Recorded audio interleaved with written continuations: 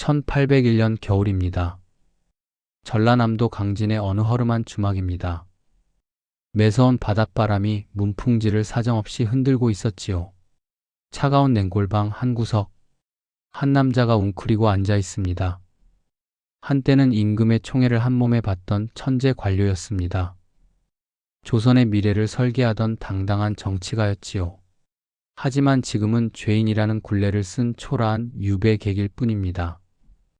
그의 나이 40. 인생의 황금기에 모든 것이 무너져 내렸습니다. 찾아오는 이 하나 없습니다.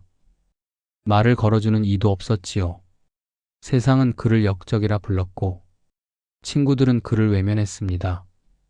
얼마나 외로웠을까요? 얼마나 억울하고 분통이 터졌을까요? 오늘 여러분께 들려드릴 이야기는 위대한 학자 정약용이 아닙니다. 그저 한 인간, 실패한 가장이자 그리움에 사무친 아버지였던 다산 정약용의 가슴 시린 이야기입니다.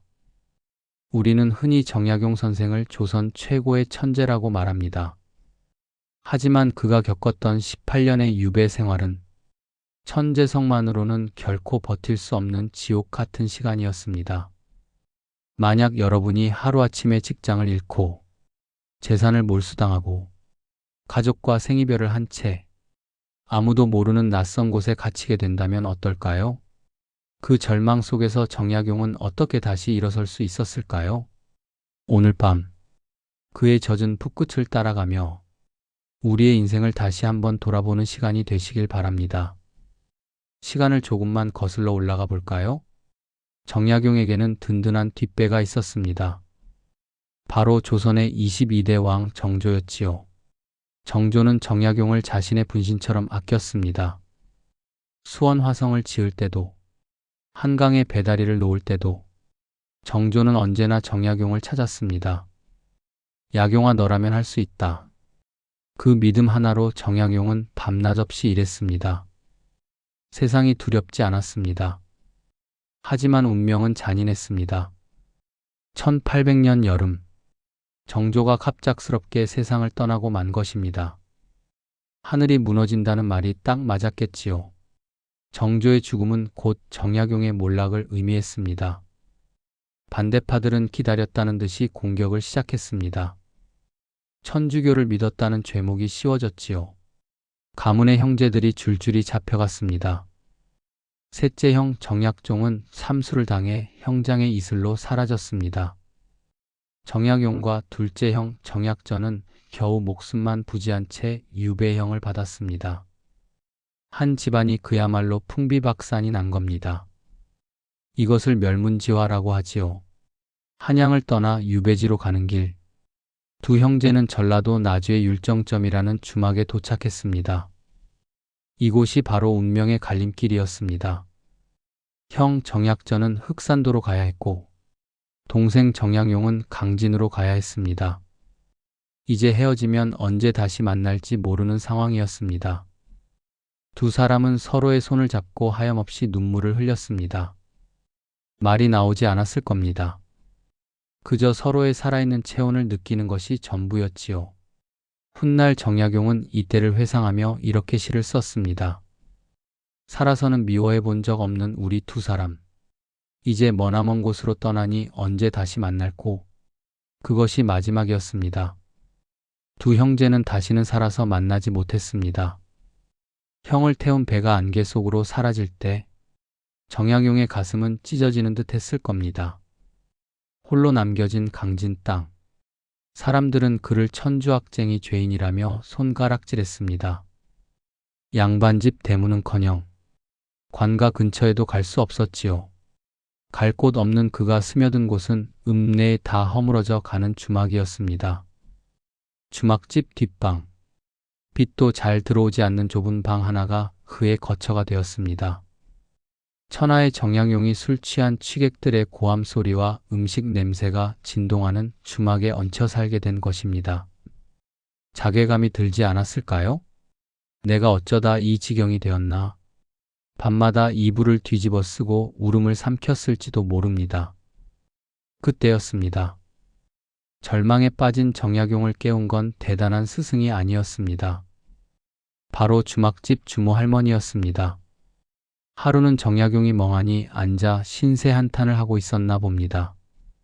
나는 이제 망했소. 집안은 박살이 났고 나는 죄인이니 무슨 희망이 있겠소. 그 모습을 지켜보던 할머니가 혀를 차며 한마디 툭 던집니다. 날이 팔자가 기박하다고만 하지 마시오. 나리가 유배 온 것이 오히려 다행 아닙니까? 정약용은 귀를 의심했습니다. 다행이라니요? 할머니는 밥상을 들이밀며 말을 이었습니다. 한양에 계셨으면 바빠서 공부나 제대로 하셨겠소? 여기 처박혀 있으니 공부하기 딱 좋지 않소.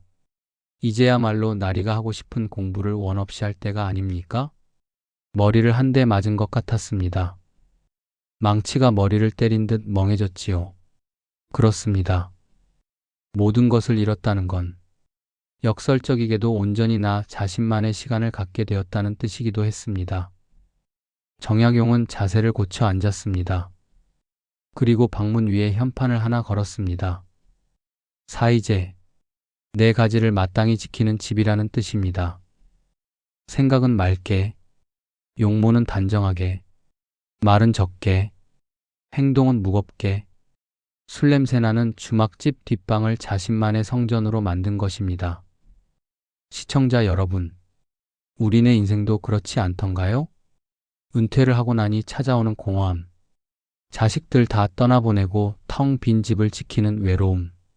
하지만 정약용 선생은 그 외로움을 고립이라고 부르지 않았습니다. 그는 그것을 기회라고 불렀습니다. 세상의 소음이 차단된 지금이야말로 내면의 소리에 귀 기울일 수 있는 가장 좋은 시간이라는 것이지요. 마음을 다잡은 정약용. 하지만 그의 가슴 한구석에는 늘 묵직한 돌덩이가 들어 있었습니다. 바로 한양에 두고 온 가족들입니다. 특히 자식들 걱정은 유배지에서도 끊이지 않았습니다.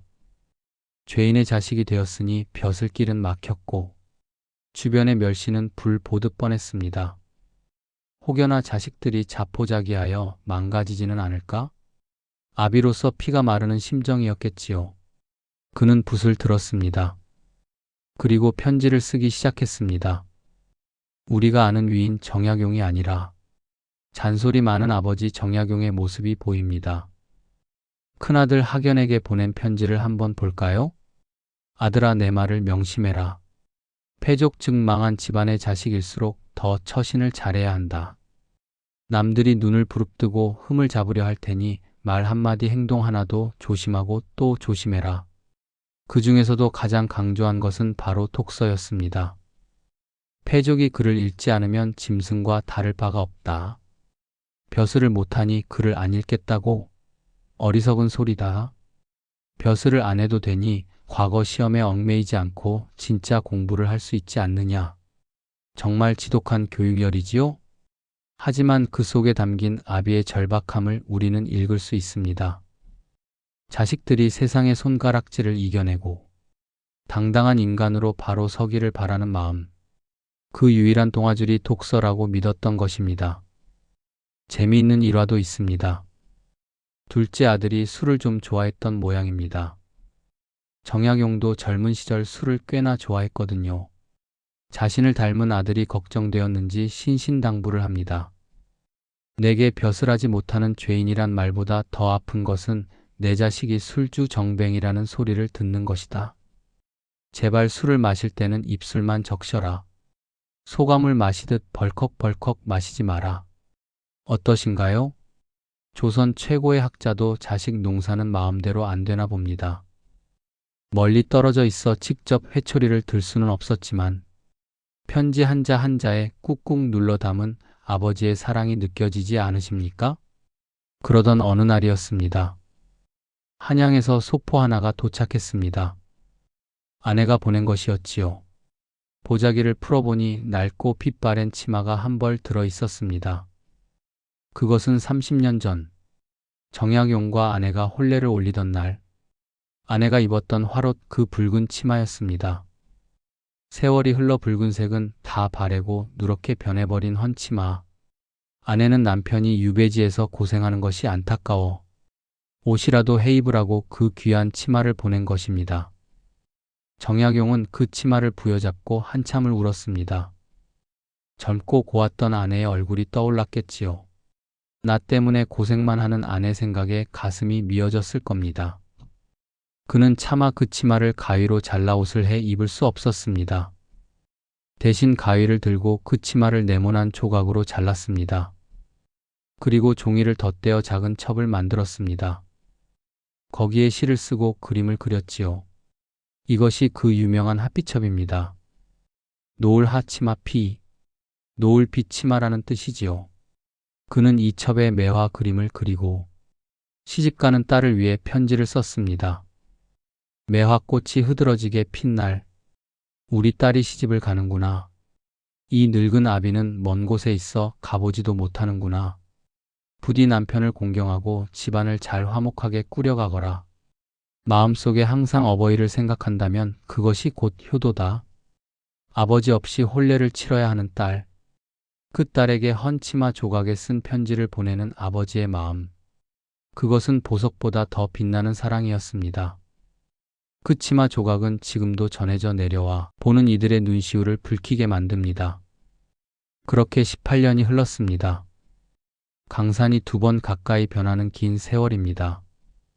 정약용은 그 긴 시간 동안 무엇을 했을까요? 그는 썼습니다. 쓰고 또 썼습니다. 경세유표 목민심서 흠음신서, 우리가 아는 그 위대한 책들이 바로 이 시기에 탄생했습니다. 그 양이 무려 500여 권에 달합니다.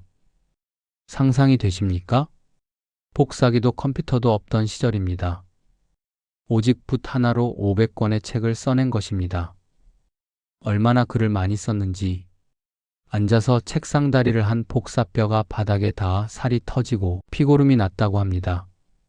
나중에는 뼈가 보일 지경이 되었습니다. 이것을 과골삼천이라고 합니다. 복사뼈에 3번이나 구멍이 났다는 뜻이지요. 너무 아파서 앉아있을 수도 없었지만 그는 멈추지 않았습니다.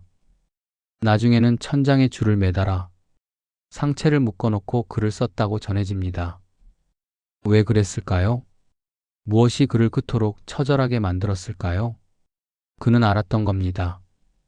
자신이 살아서 한양 땅을 밟지 못할 수도 있다는 것을, 자신의 이름이 역사에서 지워질 수도 있다는 것을, 그래서 그는 자신의 모든 지식과 생각을 기록으로 남기려 했습니다. 나를 죄인이라 욕해도 좋다. 하지만 내 생각 내 정신만은 후세에 남겨야 한다. 이 나라 백성들이 잘 살 수 있는 방법은 이것뿐이다. 그것은 단순한 치필이 아니었습니다. 죽음과 맞서 싸우는 처절한 투쟁이었습니다. 그리고 마침내 1818년 그는 긴 유배에서 풀려나 고향으로 돌아옵니다. 머리카락이 하얗게 센 57세의 노인이 되어서 말이지요. 하지만 그의 손에는 조선의 역사를 바꿀 보물 같은 책들이 들려 있었습니다. 정약용 선생의 삶을 보면서 어떤 생각이 드셨나요? 그는 모든 것을 잃었습니다. 권력도 명예도 재산도 심지어 가족과 함께할 시간조차 빼앗겼습니다. 가장 빛나던 40대와 50대를 초라한 유배지에서 보내야 했습니다. 보통 사람이라면 화병으로 죽거나 술로 세월을 보냈을지도 모릅니다. 하지만 그는 그 최악의 시간을 최고의 시간으로 바꾸어 놓았습니다. 유배지가 대학이 되었고 고독이 스승이 되었습니다. 지금 이 영상을 보고 계신 여러분, 혹시 지금 인생의 겨울을 지나고 계신가요? 나이 들미 서글프고 지나간 세월이 허무하게 느껴지시나요? 아니면 자식 걱정, 건강 걱정에 밤잠을 설치고 계신가요? 정약용 선생은 우리에게 이렇게 말하는 듯합니다. 늦지 않았다. 무너진 자리에서 꽃은 다시 핀다. 가장 어두운 방에서 가장 밝은 빛을 켤 수 있다.